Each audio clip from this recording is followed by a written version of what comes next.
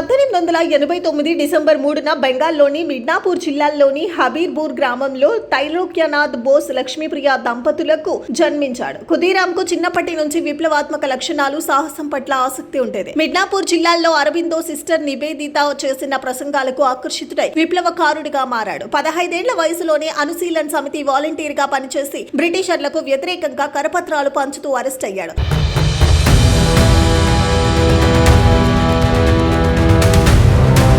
1907 August 26న ఒక case విచారణ సందర్భంగా కోర్టు ముందు ఉన్న యువకులపై పోలీసులు లాఠీచార్జ్ చేశారు. ఈ వ్యవహారాన్ని కొద్ది దూరంలో నిలబడి చూస్తున్న సుశీల్ కుమార్ సేన్ అనే 15 ఏళ్ల యువకుడు ఈ దాడిని చూసి భరించలేక ఆవేశంతో ఒక ఇంగ్లీష్ అధికారి ముక్కు మీద ఒక్క గుద్దు గుద్దాడు. వెంటనే పోలీసులు ఆ యువకుడిని అరెస్ట్ చేసి కోర్టుకు తీసుకెళ్లారు. ఈ కేసు విచారణ చేసిన జడ్జి కింగ్ ఆక్స్ఫోర్డ్ భారతీయుల పట్ల క్రూరంగా ప్రవర్తించేవాడు. చిన్నవాడు అని దయ లేకుండా సుశీల్ కుమార్ కు ఆ జడ్జి 15 కొరడా దెబ్బలను శిక్షగా విధించాడు. కానీ సాహసవంతుడైన ఆ యువకుడు ప్రతి కొరడా దెబ్బకు వందే మాత్రం అని నినాదించాడు. ఈ సంఘటన తర్వాత స్వాతంత్ర వీరులంతా కింగ్ ఆక్స్ఫోర్డ్ కు గుణపాఠం చెప్పాలని నిర్ణయించుకున్నారు. మానవ రూపంలో ఉన్న మృగమైన ఫోర్డ్ లాంటి వారు ఉన్నంత వరకు దేశభక్తి వీరులకు కష్టాలేనని భావించి అతనిని చంపడానికి నిశ్చయించుకున్నారు.